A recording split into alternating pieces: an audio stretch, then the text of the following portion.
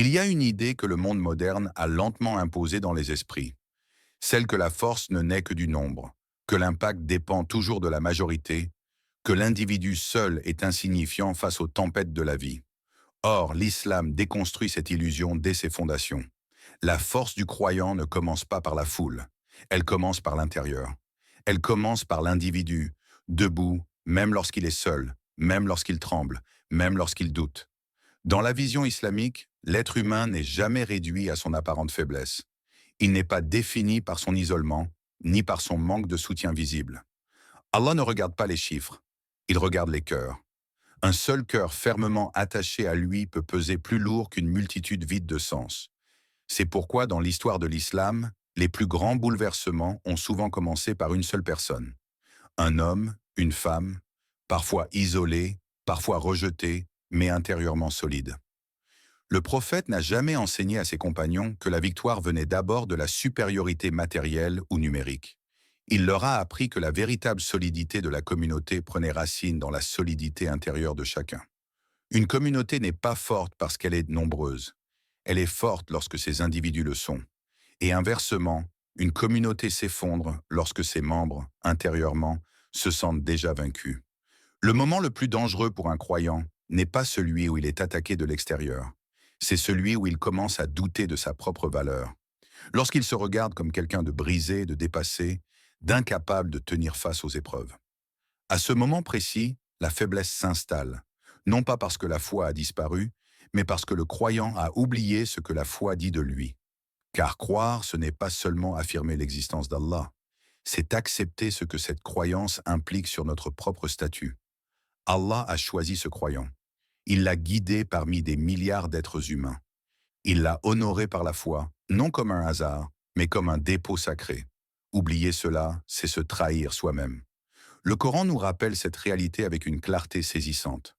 Dans la sourate Al-Anfal, Allah dit « Ô prophète, Allah te suffit, ainsi que les croyants qui te suivent. » Ce verset ne parle pas de supériorité numérique. Il parle de suffisance divine. Lorsque Allah est avec toi, même si tu es peu nombreux, ou même seul, tu n'es jamais faible. Tu es suffisant. Tu es porté. Il y a des moments dans la vie où le croyant se sent isolé dans ses choix, dans ses valeurs, dans sa droiture. Il regarde autour de lui et voit la facilité, la compromission, l'abandon des principes. Et il se demande, à quoi bon tenir seul? Mais c'est précisément là que se révèle sa véritable force. Non pas dans le fait d'être suivi, mais dans le fait de rester droit. Un croyant qui se rappelle qu'Allah l'observe, qu'Allah l'a choisi, qu'Allah connaît ses luttes intérieures, devient une umma à lui seul. Son cœur devient un rempart, sa patience devient une résistance. Sa foi devient un acte de défi silencieux face à un monde qui pousse à la dispersion intérieure. Être croyant, ce n'est pas être invincible, c'est refuser de se considérer comme vaincu. C'est avancer, parfois lentement, parfois avec des blessures, mais toujours avec cette certitude intime. Tant que la foi est vivante à l'intérieur, la force n'a jamais disparu. Elle attend simplement d'être reconnue. Il existe un ennemi discret, silencieux, presque invisible, qui agit bien plus profondément que n'importe quelle oppression extérieure. Ce n'est pas toujours la persécution, ni l'injustice, ni même l'adversité apparente qui fait tomber le croyant. Le véritable danger commence souvent à l'intérieur, dans le dialogue intime que l'on entretient avec soi-même. Les pensées répétées, les mots murmurés au fond du cœur, finissent par devenir des convictions. Et ces convictions façonnent soit une âme debout, soit une âme qui se sabote lentement.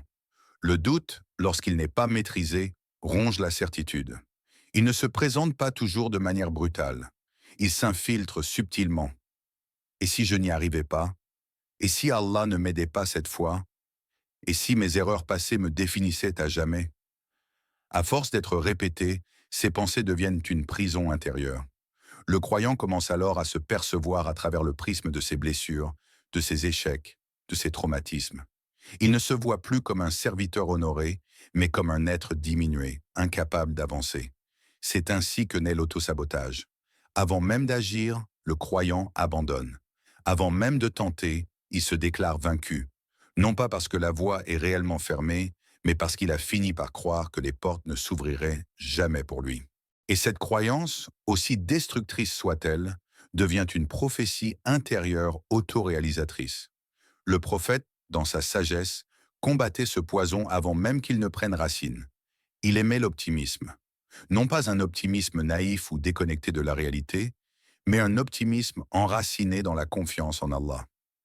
Il enseignait que les paroles, les pensées et les attentes ont un poids spirituel. Ce que l'on nourrit à l'intérieur finit toujours par se manifester à l'extérieur. Dans une parole rapportée, il disait que l'optimisme le réjouissait, car l'optimisme nourrit l'âme, allège le cœur et renforce le lien avec Allah. Penser du bien d'Allah n'est pas un simple état émotionnel, c'est un acte de foi. C'est reconnaître qu'Allah est plus grand que nos peurs, plus miséricordieux que nos fautes, plus sage que nos incompréhensions. Allah lui-même attire l'attention du croyant sur cette réalité intérieure. Dans la sourate Az-Zumar, il affirme « Dis, ô mes serviteurs qui avez commis des excès à votre propre détriment, ne désespérez pas de la miséricorde d'Allah. » Ce verset ne s'adresse pas aux parfaits. Il s'adresse à ceux qui ont chuté, à ceux qui portent des regrets, à ceux qui se sentent brisés. Et pourtant, Allah les appelle « mes serviteurs ». Avant leurs fautes, avant leurs erreurs, il leur rappelle leur dignité. Le pessimisme, au contraire, ferme les portes de l'espérance. Il transforme chaque difficulté en preuve d'abandon, chaque retard en signe de rejet, chaque épreuve en condamnation définitive. Un croyant pessimiste ne voit plus les épreuves comme des moyens d'élévation, mais comme des preuves de sa propre insignifiance. Et lorsque cet état se généralise, ce n'est pas seulement l'individu qui s'affaiblit, mais toute la communauté. Une communauté composée de cœurs éteints, convaincus de leur impuissance, devient vulnérable, même si elle est nombreuse. Penser du bien d'Allah et de soi-même n'est pas de l'orgueil. L'orgueil consiste à se croire indépendant d'Allah. L'espérance, elle, consiste à se savoir dépendant de lui tout en ayant confiance en sa sagesse et sa miséricorde. Lorsque le croyant rectifie son discours intérieur, il ne change pas seulement ses pensées, il réoriente toute sa trajectoire spirituelle. Car une âme qui espère est une âme qui avance, même à pas lents, mais sans jamais s'abandonner elle-même. Il existe une loi spirituelle immuable que le Coran expose sans détour. La force d'une communauté ne se brise pas toujours sous les coups de ses ennemis, mais souvent sous le poids de ses propres divisions.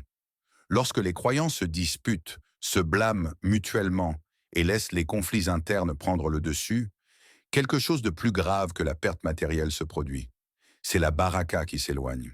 C'est la dignité qui s'effrite. C'est le respect que la communauté inspirait qui disparaît peu à peu.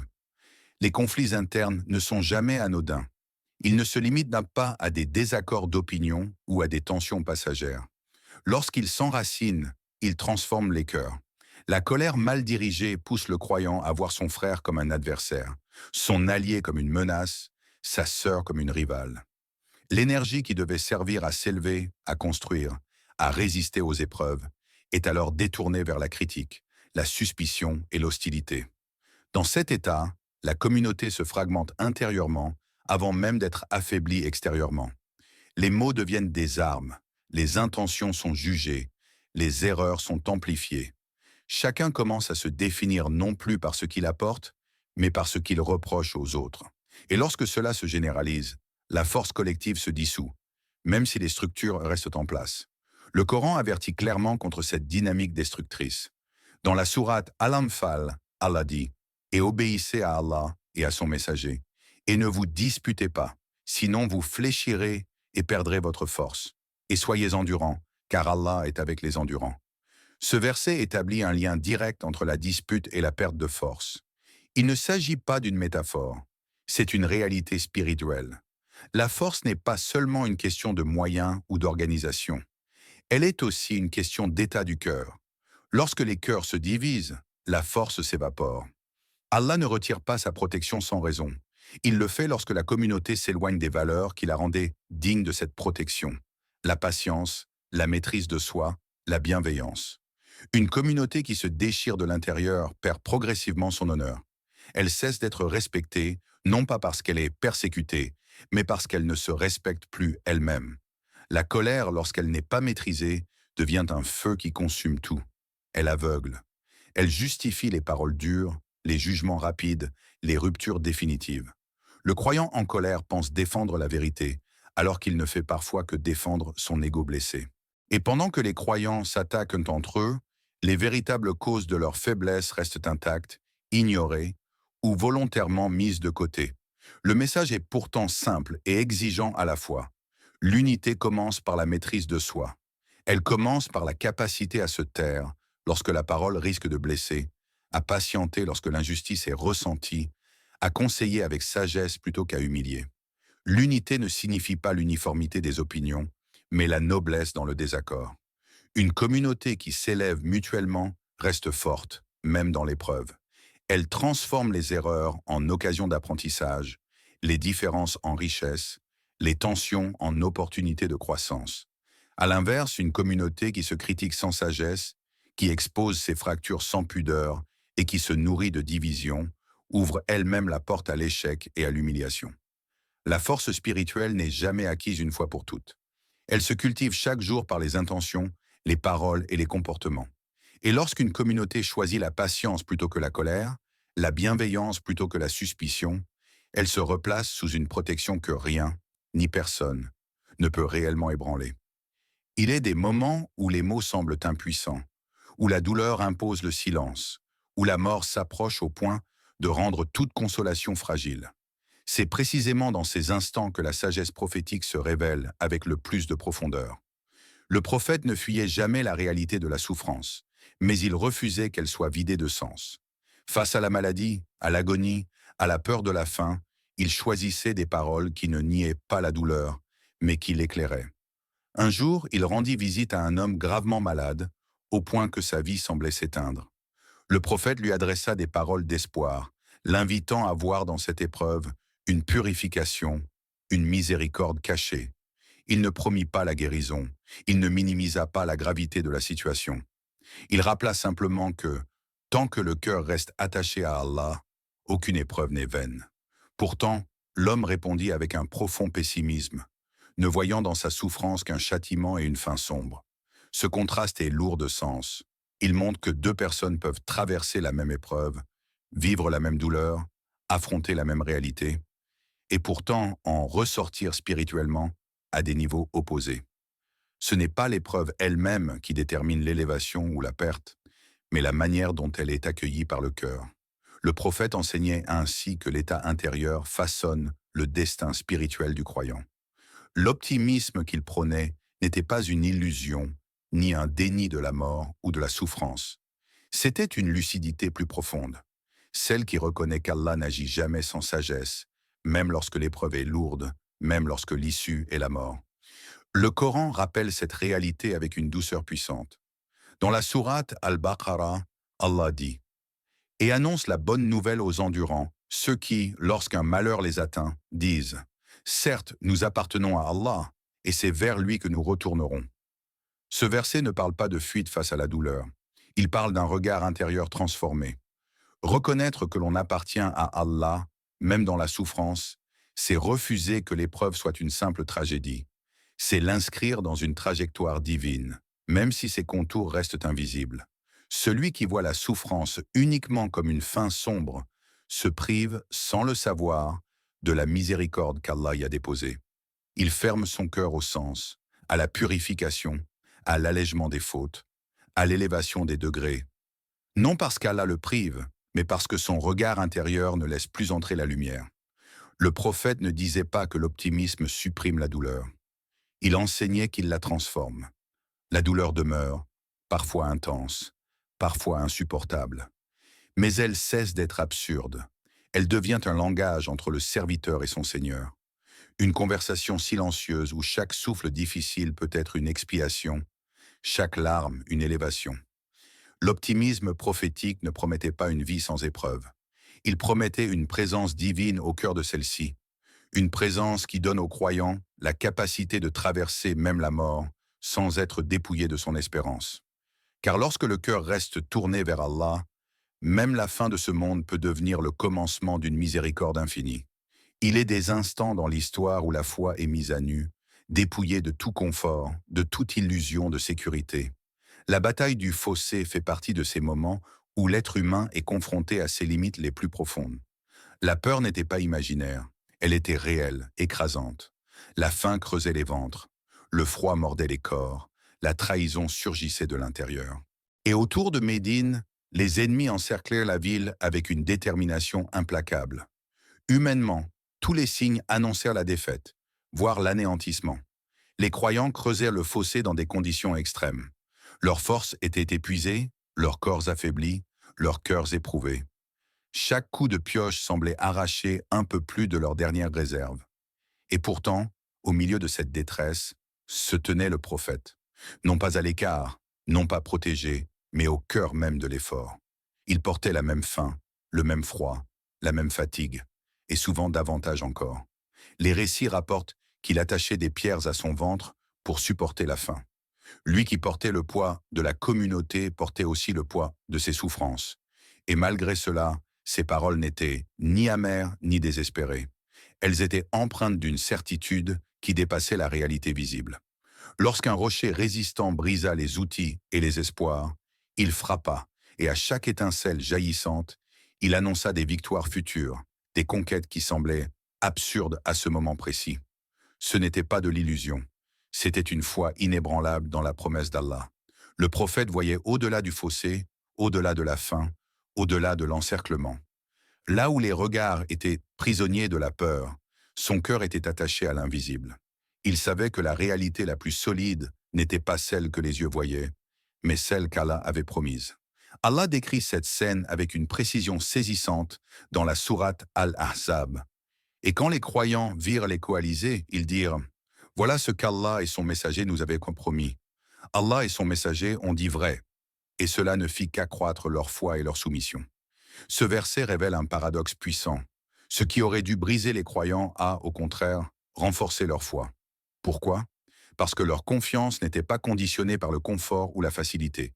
Elle était enracinée dans la certitude qu'Allah ne trahit jamais sa promesse, même lorsque le chemin passe par la peur et la douleur.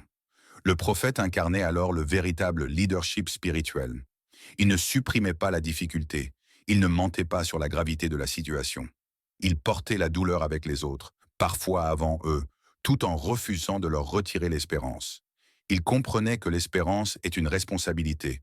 L'enlever, c'est condamner les cœurs à l'effondrement. Cette scène enseigne une vérité intemporelle. La foi sincère transforme les moments de faiblesse en fondation pour des victoires futures. Ce sont les nuits les plus sombres qui forgent les croyants capables de tenir lorsque la lumière revient.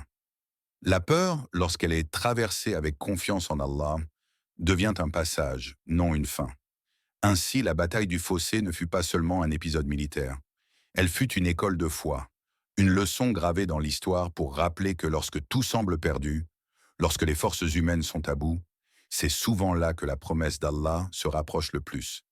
Il arrive que la réalité quotidienne nous confronte à nos limites. Un repas trop maigre, un foyer aux provisions insuffisantes, le sentiment lancinant que ce qui est disponible ne suffira jamais. Et pourtant, dans l'histoire des compagnons, il existe des récits où ce qui semblait impossible devint une abondance inattendue, non par hasard, mais par le pouvoir d'une foi sincère. L'épisode du repas insuffisant, qui se multiplie au point de nourrir une assemblée entière, illustre cette vérité. La baraka d'Allah dépasse infiniment toutes les lois matérielles que l'esprit humain tente de mesurer. Dans ce récit, ce qui frappe n'est pas seulement la multiplication de la nourriture, c'est la confiance calme, ferme, immuable de ceux qui y participent.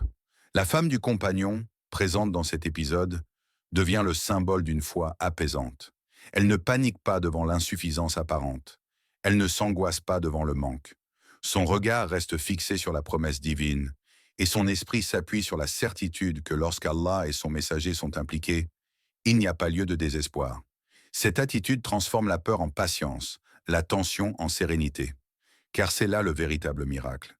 Il ne se limite pas à l'événement surnaturel qui suit. Il naît d'abord dans le cœur. La multiplication des provisions est la conséquence d'une obéissance sincère, d'une confiance qui refuse la panique et la peur, et d'une certitude que l'issue appartient à Allah seul. Celui qui agit avec cette foi n'est plus prisonnier des limites humaines, car il sait que ce qui semble restreint peut, par la volonté divine, devenir suffisant, voire abondant. Le Coran évoque ce principe de manière profonde dans la sourate Al-Baqarah. Et quiconque met sa confiance en Allah, il lui suffit. Allah atteint toujours ce qu'il veut. Ces paroles rappellent que la suffisance ne provient pas des moyens apparents, mais de la certitude en Allah. Le croyant n'a pas besoin de voir la solution avant d'agir. La foi transforme ce qui est rare en suffisant, ce qui est petit en grand, et ce qui est inquiétant en source de tranquillité. C'est cette perspective qui permet à l'esprit de rester serein, même face aux épreuves matérielles les plus pressantes. Le miracle n'est donc pas isolé du comportement humain. Il en est le fruit. La sincérité dans l'action, la remise complète de l'issue à Allah et la confiance inébranlable sont les racines d'une abondance inattendue.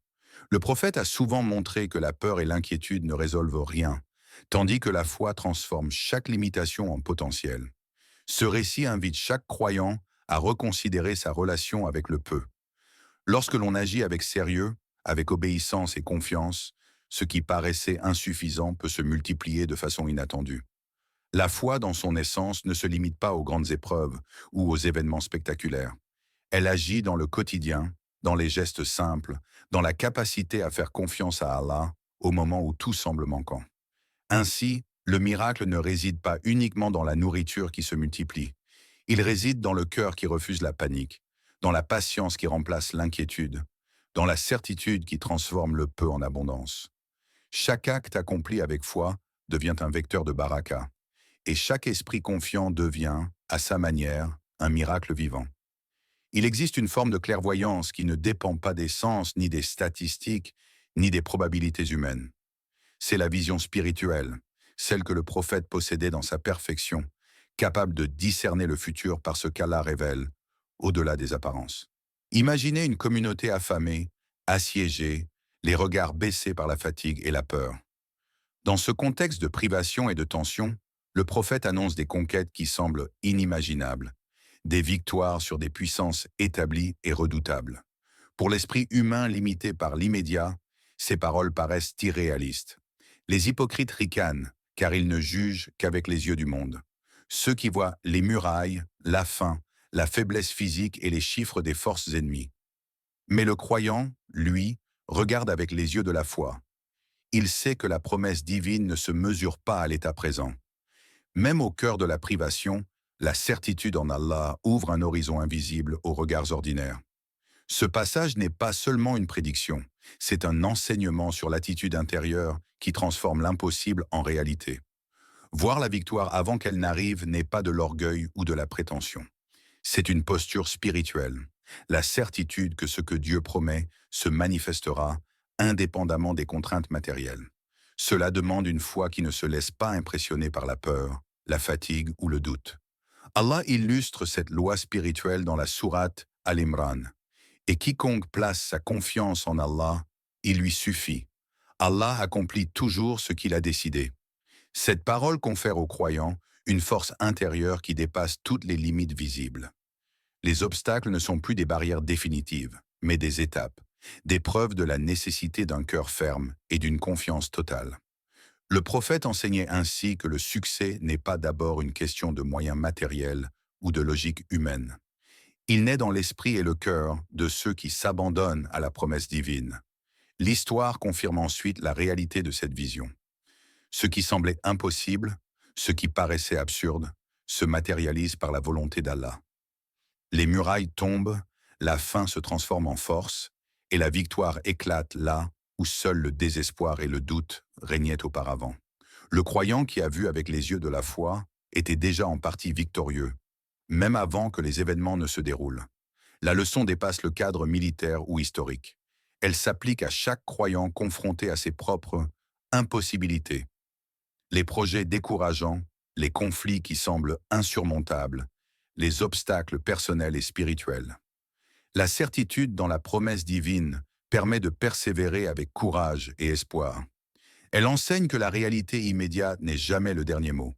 Voir la victoire avant qu'elle n'arrive, c'est aligner son cœur sur la vision d'Allah, avancer avec audace quand tout semble perdu et transformer chaque limitation apparente en tremplin pour un futur guidé. C'est comprendre que la foi ne suit jamais les apparences, mais qu'elle s'appuie sur la promesse du Créateur, infiniment plus vaste et plus puissante que tout obstacle humain. Il est fascinant de remarquer combien la nature elle-même devient un miroir pour l'âme du croyant. Parmi toutes les images, le palmier se détache comme un symbole éclatant de résilience et de constance. On le voit pousser dans des terres arides, sous un soleil impitoyable, où la plupart des plantes se flétrissent. Sa croissance est lente, mesurée, presque imperceptible, mais elle est inarrêtable. Chaque jour, chaque racine qui s'ancre un peu plus profondément, chaque feuille qui s'étire vers la lumière, construit un arbre capable de résister aux tempêtes et aux vents les plus violents. Le croyant est semblable à ce palmier. Les épreuves ne le détruisent pas, elles le façonnent. La souffrance, la perte, les difficultés et les revers sont autant de vents qui viennent tester sa souplesse, mais jamais sa solidité intérieure.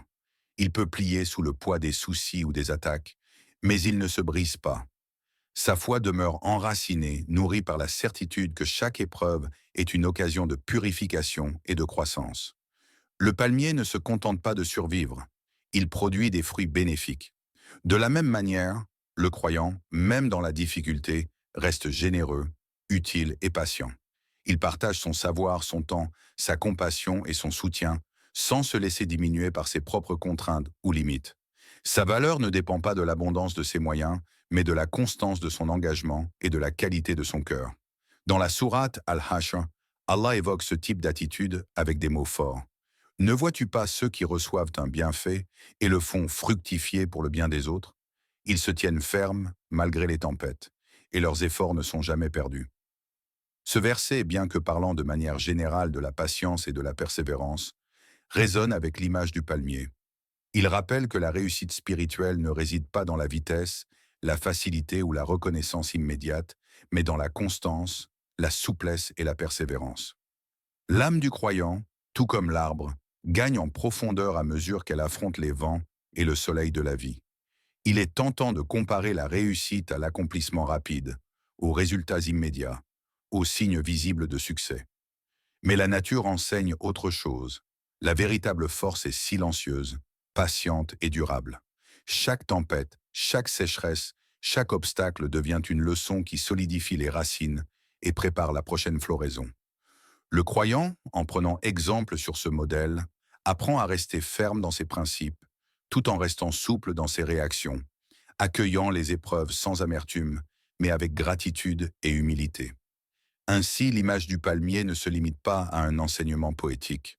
Elle devient un guide concret pour la vie spirituelle. Avancer avec constance, plier sans se rompre, rester utile malgré les difficultés et produire des fruits qui nourrissent l'âme et la communauté. La résilience, la patience et la persévérance deviennent alors la véritable mesure de la réussite, surpassant toutes les illusions de vitesse, de facilité ou de confort. Chaque croyant, enraciné dans sa foi comme un palmier dans le désert, peut traverser la vie avec dignité, force et générosité, indépendamment de la tempête qui l'entoure. Il est rare de trouver un équilibre aussi parfait que celui que le prophète manifestait face aux épreuves de ce monde.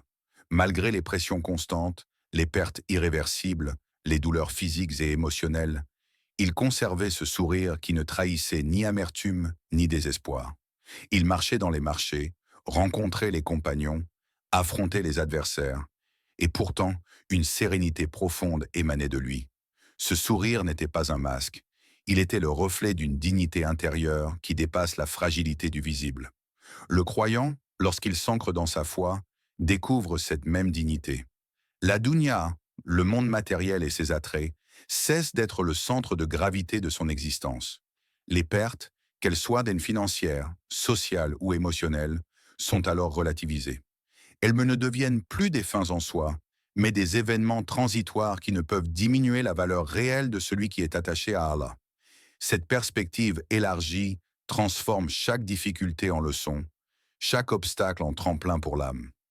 Le prophète enseignait que le véritable succès ne se mesure pas aux signes visibles de ce monde. Un cœur qui reste pur, patient et reconnaissant, même dans l'épreuve, est infiniment plus riche que celui qui accumule les biens terrestres tout en perdant son équilibre spirituel. L'épreuve devient alors un outil de purification, une occasion de renforcer le lien avec Allah, et un rappel que la vie ici-bas n'est qu'une étape vers l'éternité. Allah évoque cette réalité avec force et beauté dans la sourate At-Tawbah. Ne pense pas que ceux qui ont été tués dans le sentier d'Allah sont morts. Au contraire, ils vivent auprès de leur Seigneur comblés de bienfaits. Ce verset, bien qu'il parle des martyrs, nous rappelle que la réussite véritable n'est pas toujours mesurable ici-bas. La vision du croyant dépasse les limites de la dunya. Ce qui semble une perte ou un échec peut, dans le regard divin, être une victoire, un rang élevé et une récompense éternelle. Ainsi, le croyant apprend à préserver son cœur au milieu des tempêtes matérielles et émotionnelles. Il ne devient pas insensible ni détaché par indifférence. Au contraire, il développe un détachement actif, la capacité de ressentir et de réagir avec humanité, tout en gardant la conscience que sa valeur réelle ne dépend pas des fluctuations du monde. Cette dignité intérieure apaise le cœur, modère l'inquiétude et transforme la patience en force. Le sourire du prophète face aux épreuves n'était donc pas naïf. Il incarnait une certitude profonde. Tant que le lien avec Allah reste vivant, l'âme ne peut jamais être vaincue. La véritable victoire n'est pas celle qui s'affiche dans les journaux ou les bilans matériels. Elle est invisible aux yeux des hommes, mais certaine auprès d'Allah. Et celui qui vit avec cette conscience marche dans le monde avec liberté, sérénité et une dignité qui aucune pression terrestre ne peut éroder. Chaque épreuve devient ainsi un miroir pour le croyant, révélant non pas sa fragilité, mais la solidité de son attachement divin. Dans la dunya, il peut perdre des biens, des proches ou des opportunités. Mais son âme demeure intacte, sa foi intacte, sa dignité intacte. Et cette dignité intérieure, silencieuse mais inébranlable, est la véritable mesure de la grandeur et de la victoire du croyant.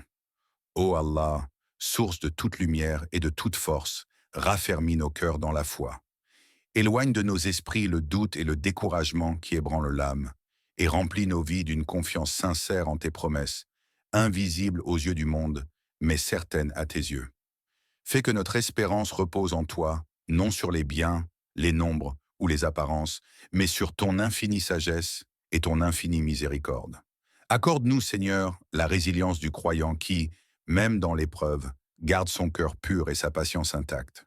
Fais que nous soyons comme le palmier dans le désert, enracinés dans la vérité, souples sous la tempête, et toujours capables de donner et de soutenir ceux qui nous entourent, même lorsque la vie nous teste. Unis nos cœurs, ô Allah, et éloigne-nous des divisions, des conflits et des critiques inutiles qui érodent notre force et notre dignité. Donne-nous la sagesse du prophète Mohammed, la patience dans la difficulté, le courage face à la peur et la clarté dans nos décisions. Transforme nos épreuves en purification et nos difficultés en tremplin vers ta proximité. Ô Seigneur, fais que chaque souffle que nous prenons, chaque action que nous accomplissons et chaque pensée que nous entretenons reflète notre attachement à toi. Fais de nous des serviteurs constants, généreux, bienveillants et guidés par la lumière de la foi, afin que notre présence dans ce monde inspire et élève ceux qui nous entourent. Amen. Si ce rappel a touché ton cœur, alors laisse une trace de ton passage. Un like, c'est une sadaka numérique qui aide ce message à atteindre d'autres cœurs. Et en t'abonnant, tu soutiens cette chaîne afin que ces rappels continuent d'exister et de se propager. Qu'Allah te bénisse et récompense pour chaque intention sincère, chaque partage et chaque soutien, même discret.